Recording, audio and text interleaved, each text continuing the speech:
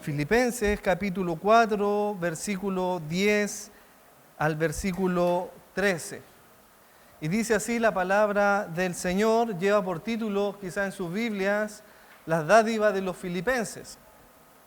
Y dice así: en gran manera me gocé en el Señor de que ya al fin habéis revivido vuestro cuidado de mí, de lo cual también estabais solícito, pero faltaba la oportunidad. No lo digo porque tenga escasez, pues he aprendido a contentarme, cualquiera sea mi situación. Sé vivir humildemente y sé tener abundancia en todo, y por todo estoy enseñado. Así para estar saciado como para tener hambre, así para tener abundancia como para padecer necesidad. Todo lo puedo en Cristo que me fortalece. El título para esta tarde es El contentamiento en el cristiano. El contentamiento en el cristiano. ¿Qué es el contentamiento? ¿Cómo podemos alcanzar el contentamiento?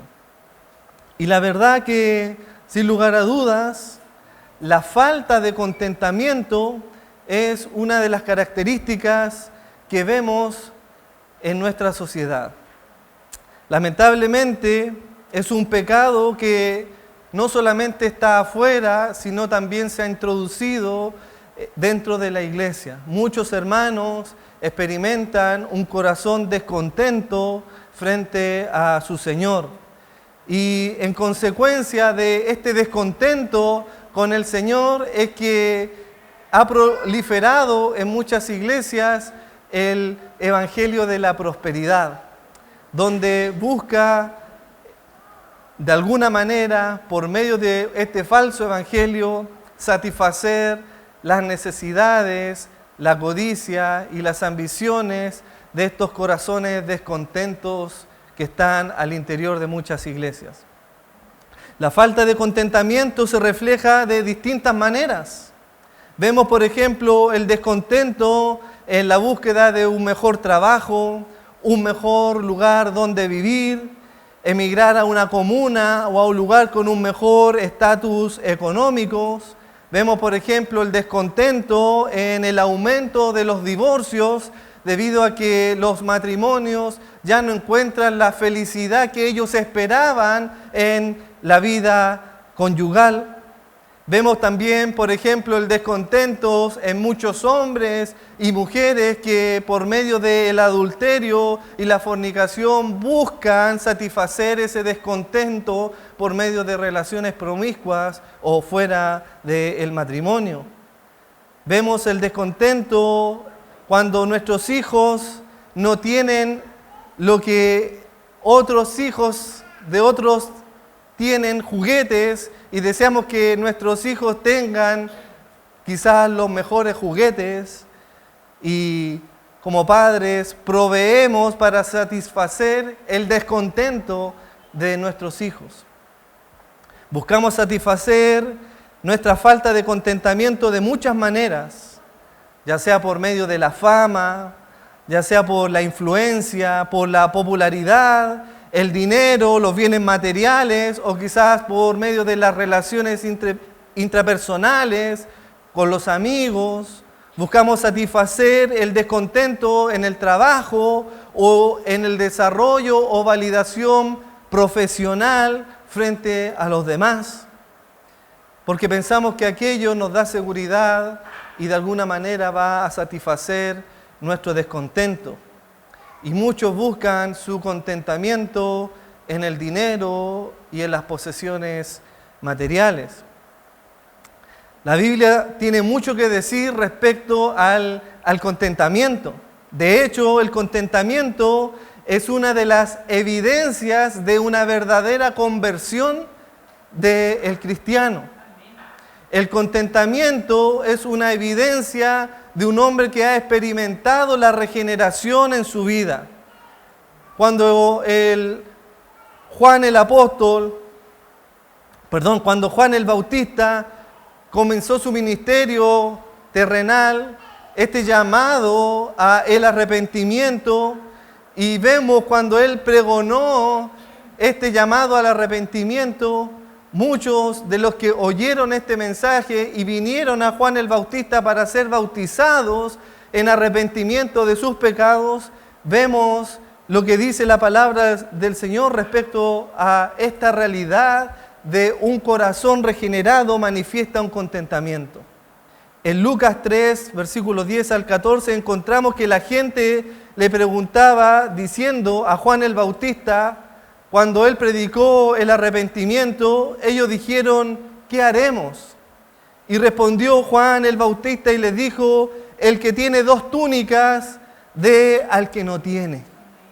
Y el que tiene que comer, haga lo mismo. Y vinieron también unos publicanos para ser bautizados por Juan el Bautista y le dijeron, maestro, ¿qué haremos? Y Juan el Bautista le dijo a estos publicanos, no exijáis más de lo que está ordenado. Y también le preguntó un soldado romano que oyó la predicación de Juan el Bautista y vino en arrepentimiento a Juan el Bautista, y el soldado romano le pregunta a Juan el Bautista, ¿y nosotros, los soldados romanos, qué haremos? Y Juan el Bautista le dijo, no hagáis extorsión a nadie, ni calumniéis, y contentaos con vuestro salario. ¿Te das cuenta que una verdadera conversión, debido a este llamado al arrepentimiento, produce un corazón contento para con el Señor? Pablo escribió a Timoteo en su primera carta, en el capítulo 6, en el versículo 8, así que, Timoteo, teniendo sustento y abrigo, estemos contentos con esto. Pero muchas veces, queridos hermanos, pareciera que el sustento y el abrigo no es suficiente para nuestras vidas. Y solamente tenemos que mirar nuestros closets y nos daremos cuenta inmediatamente que tenemos más de lo que necesitamos. Y no contentos con eso, seguimos aumentando el closet que por gracia el Señor nos ha dado. Guardamos incluso ropa que personalmente ni siquiera nos quedan, ya sea porque o hemos crecido horizontalmente o verticalmente. El escritor de Hebreos nos dice, sean vuestras costumbres sin avaricia, contentaos con lo que tenéis ahora, porque Él dijo, el Señor, no te desampararé ni te dejaré. Pero muchas veces el cristiano no se contenta con lo que tiene ahora y se contenta con, o quiere contentarse con lo que puede tener en el futuro. Su mira está, o su contentamiento está en el futuro, en lo que yo pueda obtener, en lo que yo pueda alcanzar. Si yo tan solo tuviera esto, estaría muy contento con mi Señor. Pero la palabra del Señor nos enseña que como hijos de Dios debemos contentarnos con lo que tenemos ahora. Y sabe que el contentamiento fue una de las primeras batallas que se libraron en el huerto del Edén. Adán y Eva tenían todo lo necesario, toda su disposición en el huerto para experimentar una plena satisfacción y una plena comunión con Dios y un verdadero contentamiento. Dios había dispuesto para Adán y Eva todos los frutos del huerto, menos los que estaban en el centro, estos 2 árboles, el árbol de la ciencia del bien y del mal y el de la vida. Sin embargo, por el engaño de la serpiente astuta que guió el pensamiento de Eva a considerar que todos los frutos que Dios le había dado y había dispuesto a su beneficio en el huerto no eran suficientes para ellos.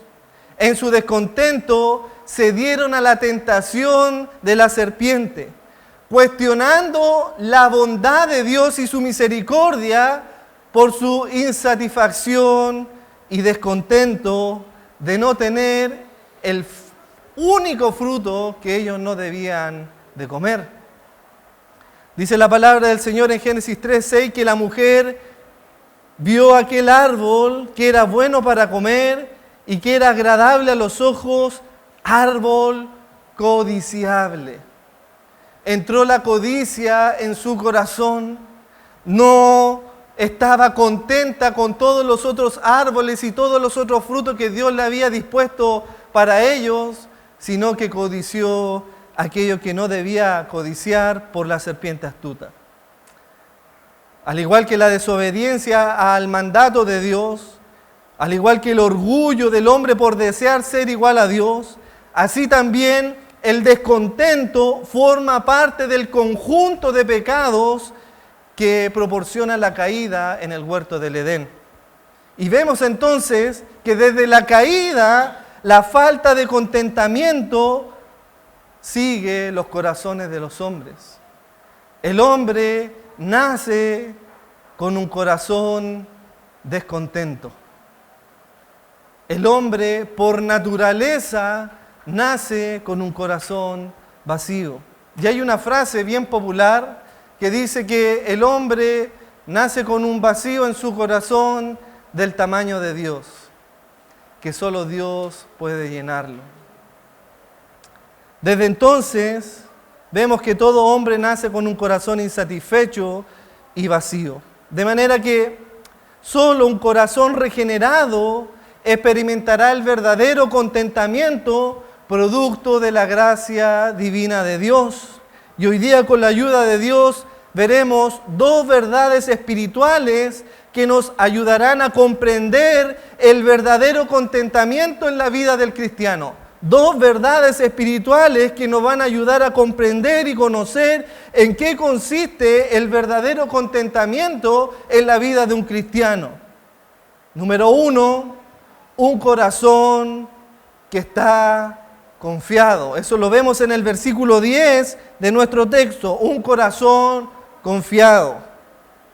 Número 2, un corazón satisfecho. Eso lo vemos en el versículo 11 al 12. Mire junto a mí, por favor, el versículo 10 de nuestro texto. Observa el versículo 10. En gran manera me gocé en el Señor, que ya al fin habéis revivido vuestro cuidado de mí, de lo cual también estabais solícitos, pero os faltaba la oportunidad. Y pareciera que a simple vista el apóstol Pablo está reclamando a los filipenses que de alguna manera se habían olvidado de ayudar y extender la benevolencia hacia la vida de Pablo. Pareciera que eso no estuviera diciendo el texto, pero no es así. Y tampoco Pablo se está gozando en las dádivas económicas que trajo Epafrodito de la iglesia de Filipo. Recordemos, queridos hermanos, que habían pasado 10 años desde que Pablo estuvo con los filipenses y ahora Pablo se encontraba en una cárcel en Roma, encarcelado y privado de libertad, y no poder salir afuera, y obviamente no tenía todo lo que él necesitaba para poder subsistir. Y de alguna manera los filipenses envían esta bondad de parte de Dios por medio de Epafrodito a fin de alcanzar a la vida y ministerio de Pablo, el cual se encontraba en la cárcel. Y hay un detalle muy importante que está en este texto, que nosotros debemos tener una consideración y ver y observar, de que el gozo de Pablo no estaba en sí en las ofrendas que recibió de parte de los filipenses. Observa en qué se gozó Pablo. Si ves el texto dice claramente: en gran manera me gocé en el Señor. Su gozo siempre ha estado en el Señor y no en las dádivas. Los filipenses fueron de apoyo económico desde un principio en el ministerio evangelístico de Pablo. Cuando Pablo llega a Filipo y se establece esta primera iglesia, eso lo vemos en Hechos 16, estos hermanos filipenses comienzan a apoyar económicamente a Pablo a fin de que él llevara el evangelio a todos los gentiles. Y me encanta ver la vida de los filipenses a lo largo de las Escrituras, porque ellos tenían un corazón confiado, un corazón que descansaba en la providencia y soberanía de Dios, porque los filipenses enviaban estas dádivas a Pablo para que Pablo pudiera expandir el mensaje del Evangelio en las peores circunstancias de la vida. Creemos que quizás los filipenses, como eran en un principio personas acaudaladas, no sé si tú recuerdas la vida de Lidia, la vendedora de púrpura, sin lugar a duda que eran mujeres muy acaudaladas, y tendríamos a pensar que, bueno, ellos daban de lo que les sobraba, pero vino una hambruna y una gran escasez a la región de Macedonia que realmente golpeó la vida de los filipenses. Y quiero que observes conmigo, por favor, 2 Corintios capítulo 11, versículo 9. 2 Corintios capítulo 11, versículo 9. Pablo aquí se encuentra en Corintios y le está hablando a la iglesia de Corintios de el ejemplo de vida y mayordomía que tienen los corazones de los filipenses. Y Pablo le dice a los corintios: cuando estaba entre vosotros y tuve necesidad, a ninguno fui carga, es decir, a ninguno pedí dinero, pues lo que me faltaba lo suplieron los hermanos que vinieron de Macedonia. ¿Quiénes fueron esos hermanos? Los hermanos filipenses. Ellos vinieron de Macedonia. ¿Y quieres saber bajo qué contexto vinieron de Macedonia trayendo para suplir las necesidades de Pablo? Observa 2 Corintios 8, versículo 1 al 4. Asimismo, hermanos, os hacemos saber la gracia de Dios que se ha dado a las iglesias de Macedonia. Observa esta iglesia que estaba, la de los filipenses, que en grandes pruebas de tribulación, la abundancia de su gozo y su profunda pobreza abundaron en riqueza y su generosidad. De manera que si tú entiendes ahora el contexto de la vida de los filipenses, que se encontraban en gran pobreza y dificultad, y aún así en esta situación ellos tenían un corazón contento y generoso para con el Señor, porque ellos descansaban en la soberanía y providencia divina de Dios. Tuvieron gran contentamiento y gozo en medio de las pruebas y tribulaciones. En medio de la pobreza se manifestó la riqueza de un corazón generoso que descansa en Dios. ¿Cuál es el resultado de esta sólida comprensión de la providencia divina? Es gozo. Un hombre y una mujer que descansa en la soberanía y providencia de Dios vive gozoso, porque sabe que en su pobreza o en su riqueza el Señor está en medio de ellos. Y eso nos lleva al punto número 2, un corazón satisfecho. Observa conmigo el versículo 11, por favor. Observa el versículo 11. El contentamiento en un verdadero cristiano se manifiesta por un corazón satisfecho frente a cualquier circunstancia de la vida. Observa el versículo 11 de nuestra lectura. No lo digo porque tenga escasez, dice Pablo. Es decir, yo estoy contento y gozoso en el Señor. No lo digo que estoy contento porque ustedes vinieron a suplir mi escasez. No. Pues observa, he aprendido ¿a qué cosa? A contentarme cualquiera sea mi situación. Y aquí la palabra clave en el texto es contentarme.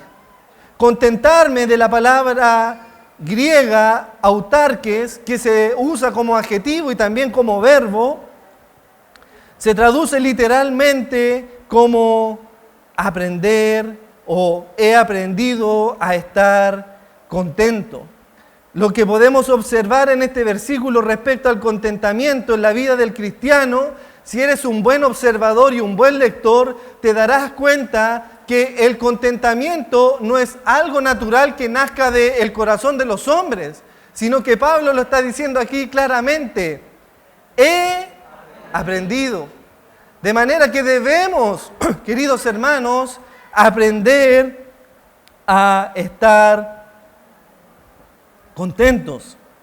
Nuestro corazón nace descontento, inconforme, insatisfecho. Nada le es suficiente, de manera que nos debemos preguntar, ¿cómo Pablo aprendió a contentarse?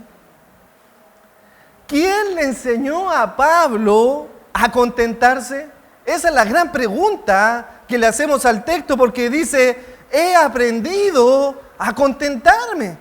Pero, ¿quién le enseñó a Pablo a contentarse? ¿De quién aprendió Pablo a contentarse? Es importante que respondamos a esta pregunta a la luz de las Escrituras. Sabemos que el apóstol Pablo experimentó muchas aflicciones, innumerables pruebas que dieron cuenta de su fidelidad y satisfacción plena en Cristo Jesús y su Evangelio. Pero, ¿quién le enseñó a estar contento? Acompáñame y observa el libro de Hechos de los Apóstoles, capítulo 9, versículos 15 y 16, donde encontrarás quién le enseñó a Pablo a estar contento. Observa el libro de Hechos de los Apóstoles, capítulo 9, versículo 15.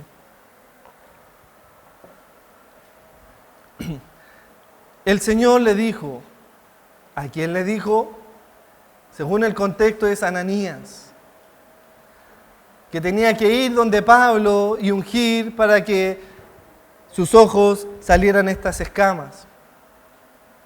Ve, Ananías, ve a donde Pablo, porque instrumento escogido me es este, para llevar mi nombre en presencia de los gentiles y de reyes y de los hijos de Israel, porque, observa, yo le mostraré cuánto le es necesario padecer por mi nombre. Y aquí la palabra le mostraré, de la palabra griega upodeizo, significa literalmente ser enseñado. De manera que el Señor Jesucristo le hará saber, le enseñará, le indicará, le mostrará cuánto deberá padecer por su nombre. Le enseñará cuánto, por medio del padecimiento, obtendrá un contentamiento en su vida. Bien, sabemos quién le enseñó. Y la pregunta que nos vamos a hacer es, ¿cómo le enseñó? ¿Cómo le enseñó el Señor Jesucristo a Pablo? Bueno, las pruebas y dificultades en todas las circunstancias de su vida fueron la escuela de la dependencia por medio de las cuales Dios le enseñó a esperar y descansar en el Señor y hallar solamente en su gracia su plena satisfacción. Pablo le cuenta a los corintios todas las circunstancias de su vida, cómo tuvo que enfrentar estas dificultades a causa del Evangelio. Pablo le dice a los corintios, ¿son ministros de Cristo todos? Yo más. En trabajo más abundante, en azote sin número, en cárcel más y en peligro de muerte muchas veces. De los judíos 5 veces he recibido 40 azotes menos 1. 3 veces he sido azotado con vara, 1 vez apedreado, 3 veces he padecido naufragio, 1 noche y 1 día he estado como náufrago en alta mar, en camino muchas veces en peligro de ríos, peligro de ladrones, peligro de mi nación, peligro de los gentiles, peligro en la ciudad, peligro en el desierto, peligro en el mar, peligro con los falsos hermanos, en trabajo y fatiga y en muchos desvelos, en hambre y en sed, en mucho ayuno y en frío y en desnudez. Todo eso experimentó Pablo. Y fue Dios quien le mostró por medio de estas pruebas el verdadero significado de pertenecer a Cristo. De proclamar su nombre y de hacer en medio de todas estas pruebas que Cristo y su gracia sea suficiente. Y quizás aquí podríamos pensar que el apóstol Pablo tenía mucho de qué jactarse frente a los demás y decir, yo he hecho mucho por el Evangelio, yo he trabajado más que todos ustedes. Y quizás su corazón se podría desviar a la jactancia y la vanagloria. Pero Dios no le permitió hacer eso. Si bien es cierto, es muy tentador las experiencias y el autoglorificarse por medio de las experiencias, pero Dios le enseñó y le envió un mensajero. El Señor le envió un mensajero de Satanás que abofeteaba el rostro de Pablo para que no se enalteciera en sobremanera, y respecto al cual Pablo 3 veces había rogado al Señor que lo quitara de su vida. Y el Señor le dijo, Pablo, bástate mi gracia, bástate, que mi gracia sea suficiente, conténtate con mi gracia. Y ese es el secreto de un corazón satisfecho. Un corazón contento es aquel que la gracia de Dios es suficiente para él. La pregunta es, ¿te contentas tú en la gracia de Dios? ¿Es la gracia de Dios tu contentamiento? Porque sin lugar a dudas lo fue para Pablo y su vida. Me encanta lo que dice Pablo en su primera carta a los Corintios, en el capítulo 15, el versículo 9 al 10, dice, porque yo, el más pequeño de los apóstoles, que no soy digno de ser llamado apóstol, porque perseguía la iglesia de Dios, pero por la gracia de Dios soy lo que soy, y su gracia no ha sido en vano conmigo. Antes, yo he trabajado más que todos ellos, más que todos los apóstoles, yo he trabajado más que todos ellos, pero no yo, sino la gracia de Dios conmigo. Pablo no se jactaba en sus testimonios o en sus experiencias o en sus vivencias, sino que todo su ministerio se basaba en la gracia de Dios. De manera que vemos que por un lado están las circunstancias de la vida que Dios emplea para enseñarnos a nosotros a estar contentos y satisfechos con Dios, y por otro lado tenemos su gracia que nos enseña a renunciar a nuestros deseos mundanales a fin de vivir una vida agradable para Dios. Por esta razón vemos en nuestro texto, y observa el versículo 12, en todo y por todo estoy enseñado. De manera que vemos estas dos realidades, aprendiendo y siendo enseñado. Y me encanta la forma en que Charles Spurgeon ilustra esta realidad. Dice Charles Spurgeon, verás de inmediato que la satisfacción en todos los estados no es algo natural del hombre. La mala hierba, enfermedad crece rápidamente. Codicia, descontento, murmullo son tan naturales para el hombre como las espinas para el suelo. No tienen necesidad de sembrar cardos y zarzas, surgen de forma natural, porque son nativas de la tierra, sobre lo que descansa la maldición.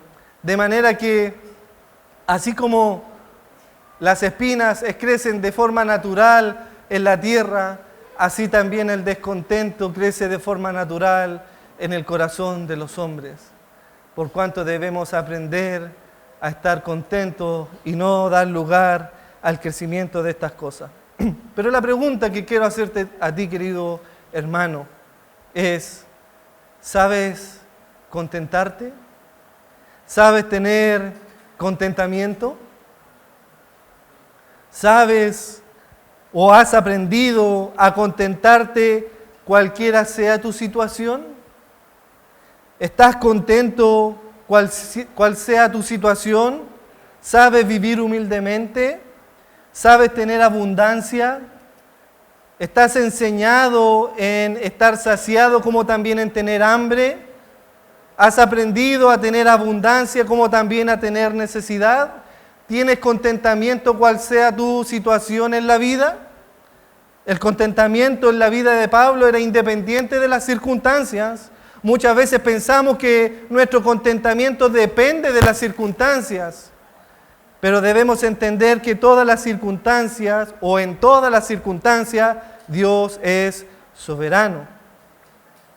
Sin embargo, queridos hermanos, ¿estamos preparados para enfrentar las circunstancias?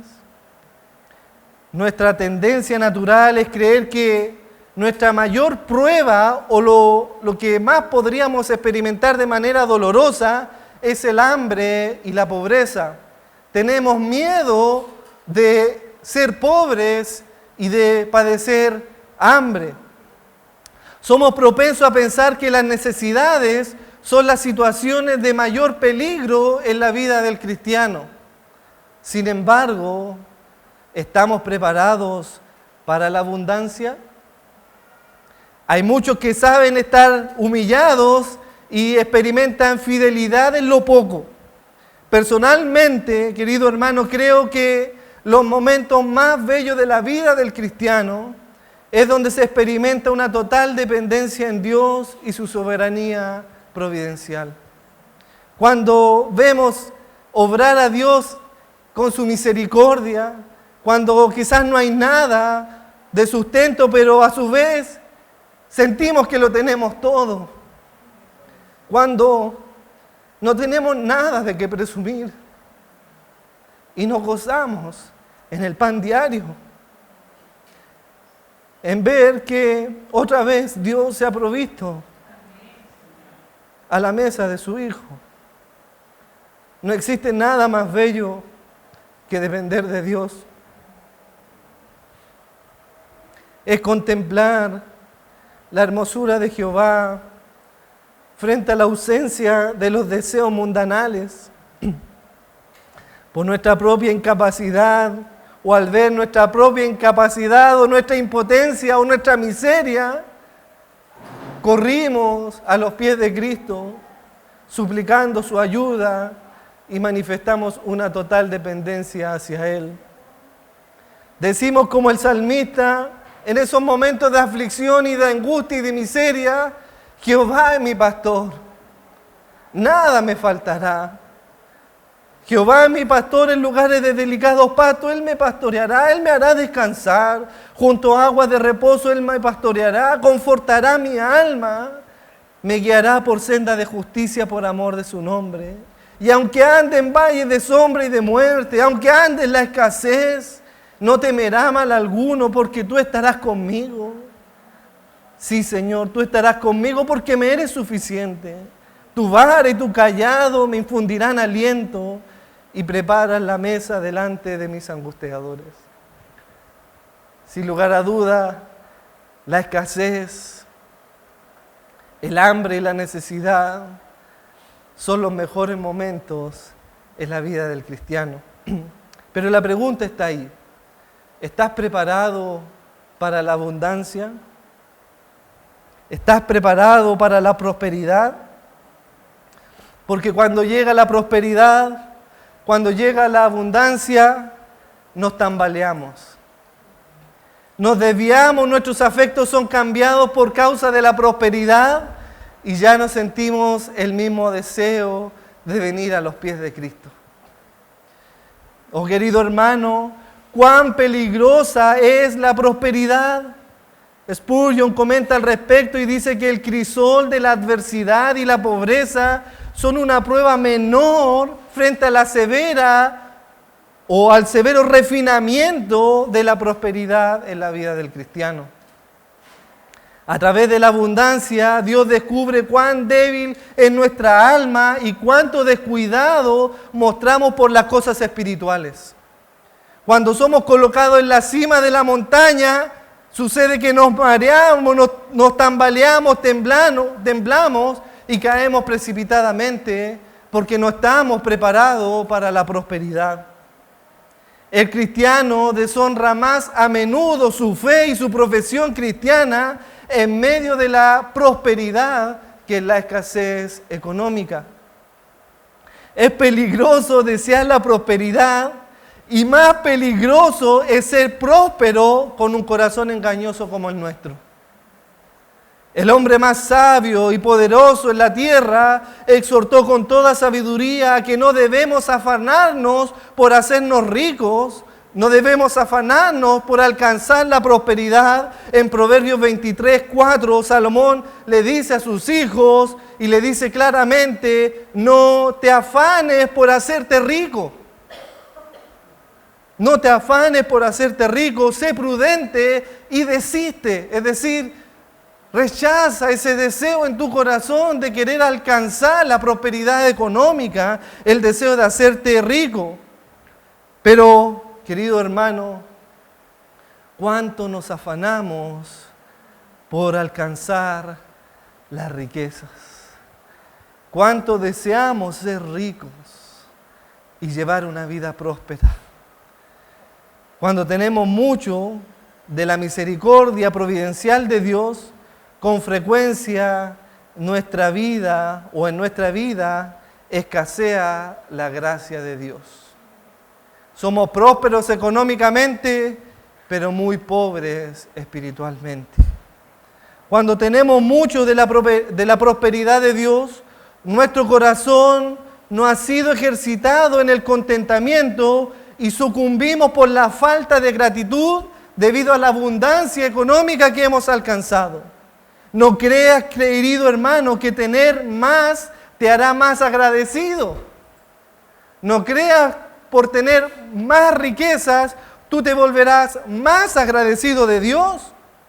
No creas en esa mentira. No creas que el estar saciado, el estar satisfecho, te hará más agradecido y más humilde para con tu Señor, sino todo lo contrario. Cuando estamos saciados, cuando estamos satisfechos, nos olvidamos del Señor. Y me encanta el proverbio de Agur. Me encanta el proverbio de Agur, que quizás él observó la vida de Salomón, la ostentosidad que él presentaba, toda su vida de lujo, y Agur escribe, quizás observando al respecto la vida de Salomón en Proverbios 30, versículos 7 y 9, pidiéndole algo al Señor. 2 cosas te he demandado. No me las niegues antes que muera. Vanidad y palabra mentirosa aparta de mí. No me des pobreza ni riqueza. Manténme del pan necesario. No sea que me sacie y te niegue y diga: ¿quién es Jehová? O siendo pobre y hurte y blasfeme el nombre de mi Dios. Querido hermano, ten cuidado de saciarte con las cosas de este mundo. Ten cuidado de encontrar tu satisfacción en las cosas de este mundo. Y el estar saciado no asegura tu felicidad en tu corazón. ¿Sabe? Hubo todo un pueblo que el Señor sació el corazón de ellos. Y era el pueblo de Israel. El Señor los sacó de la tierra de Egipto y los llevó a la tierra donde fluye leche y miel. Y en el caminar Dios proveía de lo necesario para alimentar ese pueblo por medio del maná que ellos recibían a diario. Pero el pueblo de Israel ya no estaba satisfecho. Ellos volvieron su mirada atrás y decían: ¿quién nos diera carne? Deseamos comer carnes y pescados, puerros y ajos y cebollas que teníamos en Egipto. Como queriendo decir, la vida que teníamos en Egipto era mucho mejor que la vida que tenemos hoy con el Señor. Y el Señor escuchó la queja del pueblo de Israel y se llenó de ira. Y el Señor les dice: bueno, ¿quieren comer carne? Carne les daré. Y no solamente comerán carne un día, ni 2 días, ni 3 días, ni una semana, ni 2 semanas, sino que un mes van a comer carne, le dice. Y Moisés, tristemente, trae también esta queja ante Jehová y duda, queridos hermanos, Moisés duda de que Jehová pudiese proveer de carne para su pueblo. El Dios Todopoderoso, el Dios Creador, que pueda hacer lo imposible. Moisés duda. Y en número 11:11 dice, y dijo Moisés a Jehová, ¿por qué has hecho mal a tu siervo? ¿Y por qué no he hallado gracia en tus ojos, que me has puesto esta carga de todo este pueblo sobre mí? Diciendo, ¿concebí yo a todo este pueblo? ¿Lo engendré yo? ¿Por qué para que tú me digas, llévalo a tu seno, como lleva la que cría al que mama, a la tierra de la cual juraste a sus padres? ¿De dónde conseguiré yo carne para darle a todo este pueblo? Porque llora a mí diciendo, danos carne para que comamos. ¿No puedo yo solo soportar a todo este pueblo que me es pesado en demasía?